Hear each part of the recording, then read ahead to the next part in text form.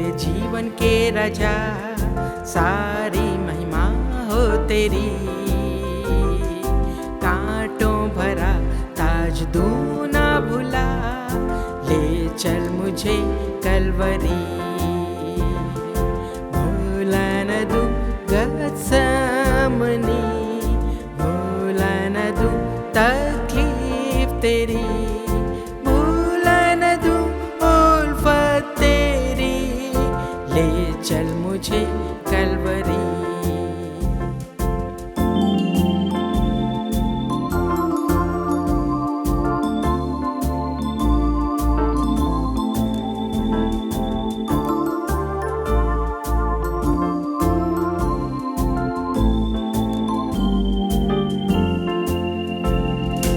मरियम की तरह तोहफा मैं लाऊं, सुबह पफड़ते ही। खाली कब्र में देख पाऊं, ले चल मुझे कलवरी। भूला न दूं गत्समनी, भूला न दूं तकलीफ तेरी, भूला न दूं उल्फत तेरी, ले चल मुझे कलवरी।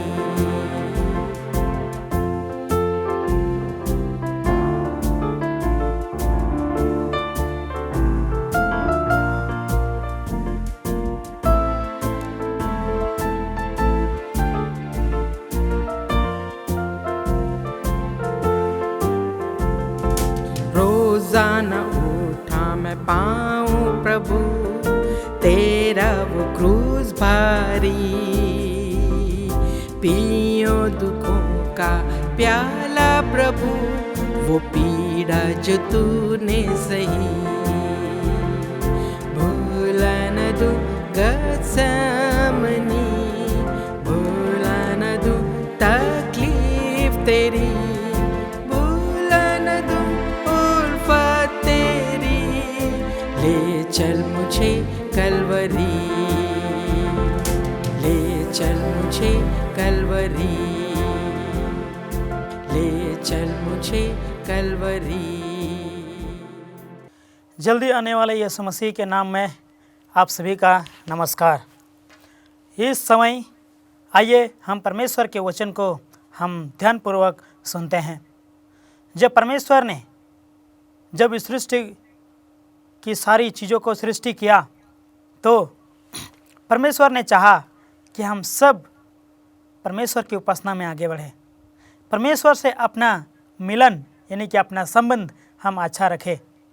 परमेश्वर ने हमेशा यही चाहा कि मेरे बच्चे जिन्हें मैं बनाया हूँ वे केवल मुझसे ही प्रेम करें, केवल मुझे ही उपासना करें, केवल मेरे ही आज्ञाओं को पालन करें।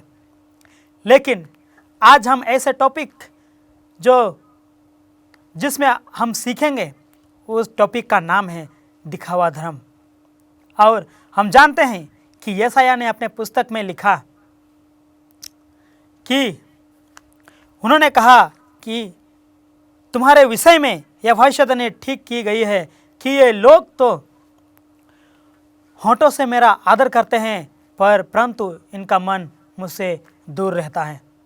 यशायाह ने इन भविष्यवाणी को अपनी पुस्तक में लिखा। और हम जानते हैं कि जब यीशु मसीह इस पृथ्वी पर आया तो उन्होंने भी यह शास्त्री और फरीसियों के भी उन्होंने यही कहा कि यशायाह ने तुम्हारे विषय में ठीक है भविष्यवाणी की है बोलकर।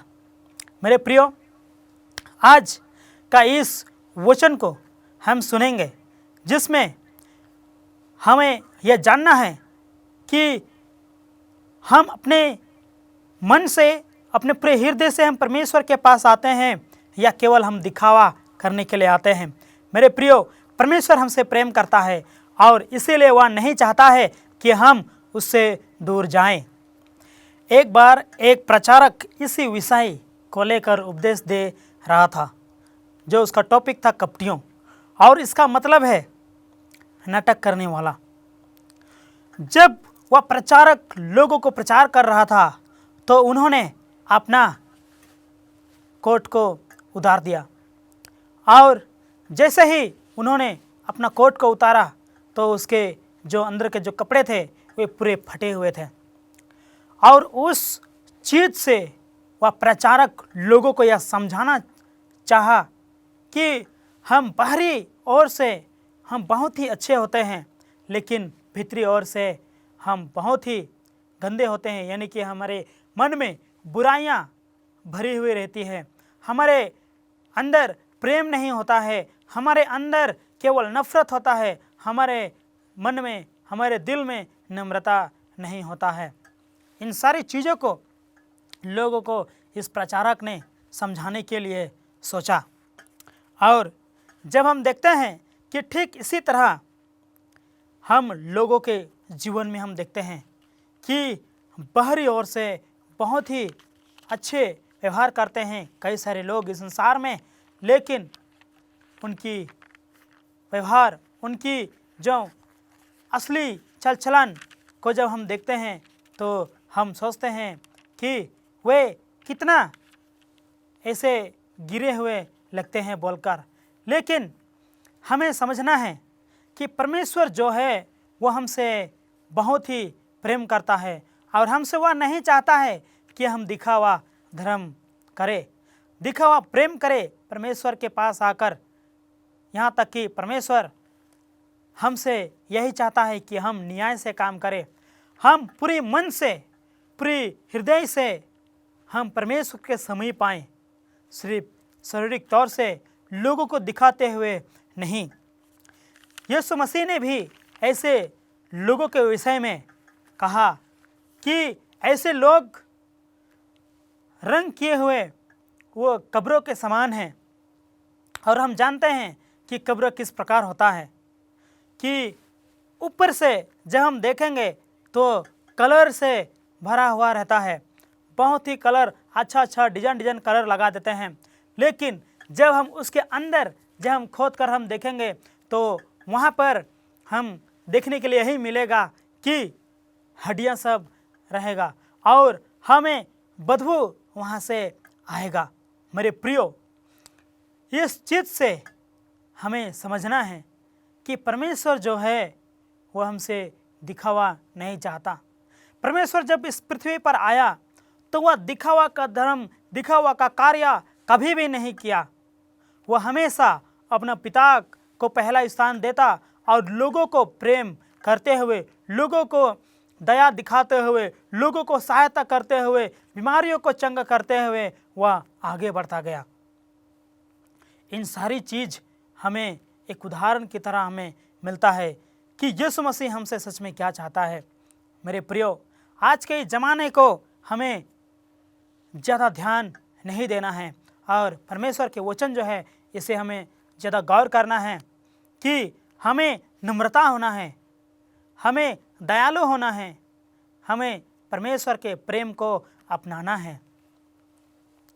और जब हम आगे की ओर जाए तो हमें बाइबल में एक ऐसी घटना हमें देखने के लिए मिलता है कि दाऊद का बेटा जो अब्सलोम है, उन्होंने भी अपने आप को दिखावा किया और लोगों के पास जब भी वह गेट के पास जब वो खड़ा था तो जब लोग आते थे न्याय के लिए तो वह उनकी समस्या को पूछता था और वह कहा करता था कि आप कौन से गोत्र के हैं बोलकर, और यह भी कहा करता था कि खास मैं न्यायाधीश होता, मैं न्याय करने वाला होता और मैं आप लोग का न्याय कर सकता था। इसी प्रकार करके लोगों के साथ वो बहुत ही घुल मिल जाता है, दिखावा करते हुए उन लोगों को अपने पास वो खींच लाता है। और फिर भी हम लास्ट में, आखिर में हम जब देखते हैं अब्सलोम तो हमें यही पता चलता है कि जब लोग उनके पास आते थे, जब उनको दंडवत करने लगते थे तो वह दंडवत करने के लिए नहीं कहता था, वह उन्हें उठाकर उन्हें गले लगाता था, उन्हें चुम्बन देता था। मेरे प्रियो, ऐसे चीज कर ऐसा दिखावा करके वह लोगों को, यानी कि इजरायली लोगों को वह अपने ओर खींच लिया। ऐसा दिखावा उन्होंने अच्छा जगह पाने के लिए उन्होंने किया। लेकिन आखिर में जब हम दूसरा सामुएल का किताब जब हम 18 में जब हम देखेंगे तो वहाँ पर हमें आगे जाकर हमें यही मिलता है कि उसकी मृत्यु किस प्रकार होता है बोलकर। मेरे प्रियो, पवित्र वचन हमें कहता है, मत्ती 6:1 में हमें कहता है कि सावधान रहो। मत्ती 6:1 में कहता है कि सावधान रहो, तुम मनुष्य को दिखाने के लिए अपने धर्म का काम ना करो, नहीं तो अपने स्वर्गीय पिता से कुछ भी फल नहीं पाओगे, बोलकर मत्ती की किताब 6:1 में हमें कहता है। और हमें यह ध्यान देना है कि यदि आज हम मनुष्य को दिखाने के लिए अपना धर्म का काम कर रहे हैं तो हमें ध्यान देना है, हमें उसे छोड़ना है, हमें दूर रहना है और हमें सावधान करना है अपने आप को। जब इफिसी 5:15 में जब हम देखते हैं तो वहाँ पर भी हमें मिलता है कि इसीलिए से ध्यान से देखो कि कैसी चलते हो, निर्बुद्धियों के समान नहीं पर बुद्धिमानों के समान चलो। जी हाँ मेरे प्रियो, आज जितने कोई इस वचन को सुन रहे हैं, मैं आपसे यही कहना चाहता हूँ, ये पवित्र बाइबल ऐसी नहीं लिखा गया है, ये पवित्र आत्मा की अगुवाई से लिखा गया है और ये हमें यह शिक्षा देना चाहता है कि यदि आज हम निर्बुद्धियों की तरह जीवन जी रहे हैं तो उन्हें छोड़ना है, हमें बुद्धिमान की तरह अपने जीवन में जीना है, इस संसार में हमें जीना है। जिस तरह आज हम देखते हैं कि इस देश में, इस सारे दुनिया में किस प्रकार अवसर चल रहा है, आज लोग किसी के साथ प्रेम नहीं कर रहे हैं, आज लोग अपने को तुच्छ जान रहे हैं और जो समय है उसे हम बहुमूल्य नहीं समझ रहे हैं। यहाँ तक कि हम देख सकते हैं कि दुनिया में बहुत सारे घटनाएं हो रही हैं, बहुत सारे लड़ाइयाँ हो रही हैं, लेकिन हम अभी भी वैसे ही जी रहे हैं जैसा हम पहले जीते थे। लेकिन हमें पवित्र वचन हमें कहता है कुलुसी 4:5 में कि अवसर को बहुमूल्य समझो। जी हाँ मेरे प्रियो, यहाँ पर वचन कहता है कि अवसर को बहुमूल्य समझकर बाहर वालों के साथ बुद्धिमान से व्यवहार करो। क्या आज हम अपने बाहर वाले से, अपने पड़ोसी से हम बुद्धिमान से व्यवहार कर रहे हैं? हमें यह सोचना है, हमें यह ध्यान देना है, क्या हम अपने जीवन में केवल हम अपनी ही भलाई चाह रहे हैं? क्या हम अपने पड़ोसियों से प्रेम कर रहे हैं, उनके साथ अच्छा व्यवहार कर रहे हैं? मेरे प्रियो, जब हम अपने बाहर वालों के साथ अच्छा व्यवहार नहीं करते हैं तो हम उनके साथ हम प्रेम नहीं करते हैं, क्योंकि प्रेम जब हम करेंगे तो हम अपने बाहर वालों से भी, अपने पड़ोसी से भी हम प्रेम करेंगे और उन्हें भी हम अच्छे चीज़ सिखाएंगे, क्योंकि हम अच्छे चीज़ को सीख पाए हैं। मेरे प्रियो, हो सकता है आज का इस वचन आप पहले भी सुन चुके हैं, लेकिन यह एक यादगार, एक रिवीजन की तरह इस चीज़ को आप लेइए और अपने जीवन में अमल कीजिए।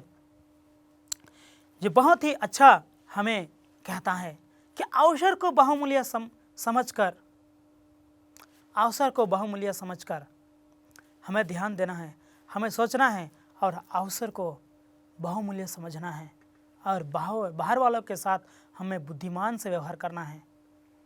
आज एक पड़ोसी दूसरी पड़ोसी से नफरत करता है, एक पड़ोसी दूसरी पड़ोसी को मारता है, एक पड़ोसी दूसरी पड़ोसी से नफरत करने लगता है, एक पड़ोसी दूसरी पड़ोसी के घर में नहीं जाता है। मेरे प्रियो, क्या हम अपने जीवन में इस चीज़ को कर रहे हैं? क्या हम इस चीज़ को अपने जीवन में लाए हैं? अगर हम लाए हैं तो हम इस चीज़ को हम बाहर निकाल दें, क्योंकि मसीही शिक्षा हमें ऐसा नहीं कहता है। वह कहता है कि अपने समान अपने पड़ोसी से प्रेम रख। मेरे प्रियो, जब हम गलती 5:13 में जब हम देखते हैं तो हमें वहाँ पर सुंदर सा वचन हमें मिलता है। गलती 5:13 में जहाँ पर कहता है कि हे भाइयों, तुम स्वतंत्र होने के लिए बुलाए गए हो, परंतु ऐसा ना हो कि यह स्वतंत्र शारीरिक कामों के लिए अवसर बने। हम स्वतंत्र होने के लिए बुलाए गए हैं, स्वतंत्र होने के लिए यह नहीं कि हम दुनिया की सारी चीज़ों को करें, जो बुराइयां हैं उन्हें भी हम अपने जीवन में ले, उन्हें भी हम करें जो परमेश्वर के विरोध हैं। मेरे प्रियो, ऐसा नहीं। वचन में कहता है कि हे भाइयों, तुम स्वतंत्र होने के लिए बुलाए गए हो, परंतु ऐसा ना हो कि यह स्वतंत्र शारीरिक कामों के लिए अवसर बने, वरन प्रेम से एक दूसरे का दास बनो। प्रेम से एक दूसरे का दास बनो कहता है। आज हम एक दूसरे का दास बनना नहीं चाहते हैं, हम एक दूसरे को हम प्रेम करना नहीं चाहते हैं, लेकिन वचन हमें सुंदर सिखाता है, बहुत ही अच्छी तरीके से हमें सिखाता है कि प्रेम से एक दूसरे का दास बनो। वाह, इतना सुंदर वचन हमें मसीह जीवन में ही हमें मिल सकता है। जब हम यीशु को अपने जीवन दे, जब हम यीशु के पास आए, जब हम उसके वचन को ग्रहण करें, जब हम अपने सारी चीज़ों में, अपने हर एक जीवन में हम यीशु को पहला स्थान दें, तो ही हम एक दूसरे का दास बन सकते हैं। क्योंकि प्रेम हमें उसी समय मिलता है जब हम परमेश्वर से अपने संबंध हम करीब बनाते हैं। अगर हम देखेंगे तो हमें मिलता है कि जब हम मसीह में आ जाते हैं तो हमें सावधान होकर जीना चाहिए और हमें पवित्र आत्मा द्वारा संचलन हमें पाना चाहिए। और वह पवित्र आत्मा द्वारा संचलन जब हम गलतियों की किताब हम जब 5:16 से जब हम देखते हैं तो वहाँ पर हमें मिलता है। आइए हम 9 को पढ़े। 19 में 19 का यहाँ पर बोलता है कि शरीर के काम तो प्रकाट हैं। शरीर के काम जो है वे प्रकाट है, और वह क्या क्या है? वह यह है कि प्रकाट है अर्थात व्यभिचार। आज हम इस सारे संसार में व्यभिचार हम पा रहे हैं। हर एक न्यूज़ में हम देखेंगे तो व्यभिचार पाते हैं। हर एक गांव में हम जब देखते हैं तो हमें व्यभिचार मिलता है। और गंदे काम और लुचपन, मूर्ति पूजा जो आज सारे संसार में चल रहा है, मूर्ति पूजा, टोना, बैर, झगड़ा, ईर्ष्या, क्रोध, विरोध, फूट, विधर्म, डाह, मतवालापन, लीला क्रीड़ा और इनके जैसे और काम है। मेरे प्रियो, मतवालापन जो आज सारा संसार को अपना कब्जा में कर लिया है। आज लोग बिना मतवालेपन से रह नहीं पाते हैं, लेकिन परमेश्वर हमें सिखाता है कि पवित्र आत्मा द्वारा संचलन वह हमें देता है। और या वह है जो हमें मिलता है गलती 5:22 में। यहाँ पर कहता है कि पर आत्मा का फल प्रेम, आनंद, शांति, धीरज, कृपा, भलाई, विश्वास, नम्रता और संयम है। यस मेरे प्रियो, ऐसे ऐसे कामों के विरोध में कोई भी व्यवस्था नहीं है। और जब हम दिखावा करते हैं तो हमारे जीवन में ऐसे वचन नहीं आता है। हम ऐसे ऐसे गुणों को हम पीछे छोड़ देते हैं और करते भी हैं तो वे दिखावा के लिए, कुछ क्षणों के लिए, लेकिन वे अंदर से हम नहीं करते हैं, हम उसे भूल जाते हैं। जिस प्रकार जब हम देखते हैं, जब हम अपने पड़ोसी से जब हम देखते हैं या हमारे मसीह भाई बहन को देखते हैं, जब हम अपने भाइयों को देखते हैं, अपने बहनों को जब हम देखते हैं और वे मसीह में आकर जब वे पीछे चले जाते हैं, तो परमेश्वर हमें कहता है कि हमें एक दूसरे का भार उठाना है, एक दूसरे का भार उठाना है और इस प्रकार से मसीह की व्यवस्था को पूरी करो कहकर कहता है। यस मेरे प्रियो, हम दिखावा धर्म करते करते करते करते हम सारी चीज़ों को भूल गए हैं। हम अपने भाई बहन, जो मसीह भाई बहन हैं, जो विश्वासीगण हैं, वे पीछे जा रहे हैं, हम उन्हें छोड़ दे रहे हैं।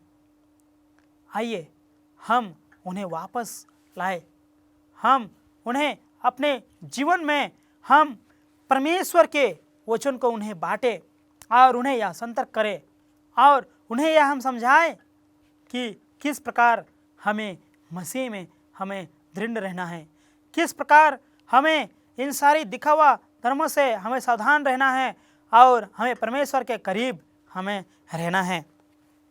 मेरे प्रियो, पवित्र वचन हमें बहुत ही अच्छी तरह से ज्ञान देता है। यहाँ तक कि हम जानते हैं कि जब हम रोमी 8 में हम जब देखते हैं तो वहाँ पर कहता है कि जो शारीरिक दासा में है वे परमेश्वर को प्रसन्न नहीं कर सकते। और शारीरिक दासा किस प्रकार है जो अभी हम सुने, गलती 5:19 में 20 में यहाँ पर ये शारीरिक काम है। और जब हम शारीरिक दासा में रहते हैं तो हम परमेश्वर को खुश नहीं कर सकते। हो सकता है हम दिखावा कर सकते हैं। आज हम जब सारे संसार में जाएं तो ऐसे शारीरिक दासा में रहने वाले ही लोगों को शिक्षा देते हैं, लेकिन वे केवल शिक्षा दे सकते हैं लेकिन वे कर नहीं पाते हैं। इसीलिए हमें ध्यान देना है, हमें संतर्क हमें रहना है, क्योंकि जब हम दिखावा धर्म करते हैं तो हम परमेश्वर को प्रसन्न नहीं कर सकते। कभी कभी हम दिखावा धर्म करते करते या भूल जाते हैं कि परमेश्वर ने हमें शपथ खाने से भी मना किया है और हम शपथ खाने लगते हैं ऐसे ऐसे देवी देवताओं की, बेटे बेटियों की और बेटी की या अपने पड़ोसी की, अपने माता पिता की, कुछ वस्तुओं की हम शपथ खाने लगते हैं। लेकिन क्या परमेश्वर ऐसा चाहता है? क्या परमेश्वर हमसे या चाहता है कि हम शपथ खाएं? देखिए, यहाँ पर जब हम देखेंगे तो याकूब 5:12 में जब हम देखेंगे तो यहाँ पर कहता है कि पर हे मेरे प्रियो, सबसे श्रेष्ठ बात यह है कि शपथ ना खाना, ना स्वर्ग की, ना पृथ्वी की, ना किसी और वस्तु की, पर तुम्हारी बातचीत हाँ की हाँ और नहीं की नहीं हो, कि तुम दंड की योग्य ना ठहरो। यस मेरे प्रियो, यदि आज भले हम मसीह को पा लिए हैं और यदि हम अपने पड़ोसी को हम शपथ खाते हुए सुन रहे हैं तो हमें उन्हें समझाना है। यदि हम ऐसे मसीह भाई बहनों को देख रहे हैं जो शपथ खाने में लगे हुए हैं तो आइए हम उन्हें प्यार से समझाते हैं। हम उन्हें परमेश्वर की वचनों से हमें उन्हें बताना है जो याकूब 5:12 में लिखा है, और इसे पढ़कर हमें उन्हें बताना है कि परमेश्वर ये चीज़ हमसे कहता है, परमेश्वर ये चीज़ हमसे करने के लिए नहीं कहता है बोलकर हमें उन्हें समझाना चाहिए। आखिरी में मैं आपको परमेश्वर के वादा जो है वो मैं आपसे बताना चाहता हूँ कि परमेश्वर हमसे प्रेम करता है और वादा किया है कि वह दोबारा लेने के लिए हमें आएगा। हमें ध्यान देना है, हमें दिखावा धर्म नहीं बल्कि अपने पूरे मन से हमें परमेश्वर के पास आना है। परमेश्वर हम में से हर एक को आशीर्वाद दे। परमेश्वर हम सभी को अगुवाई करे। आइए हम प्रार्थना करते हैं। हे हमारे स्वर्गीय पिता, आपकी आशीष और आपकी महान दया, आपकी रक्षा रखवाली के लिए हम आपका धन्यवाद करते हैं। आशीर्वाद कर प्रभु कि इस समय जो वचन हम सुने उससे हम ना भूले और अपने जीवन में हम उसे लेकर चलें। हम लोगों के पास दिखावा नहीं बल्कि आत्मिक तौर से हम आपके विश्वास में बढ़ते हुए लोगों को बताते हुए हम आपके साथ साथ चल पाएँ। महान पिता परमेश्वर, हमारी जीवन को आपके हाथों में सौंपते हैं। हमें चलाइए, हमें अगुवाई कीजिए, हमारे पाप और अपराध को क्षमा कीजिए पिता। छोटी बिनती प्यारे पुत्र यीशु मसीह के नाम से मांगते हैं, स्वर्ग में सुनिए और ग्रहण कीजिए, आमीन।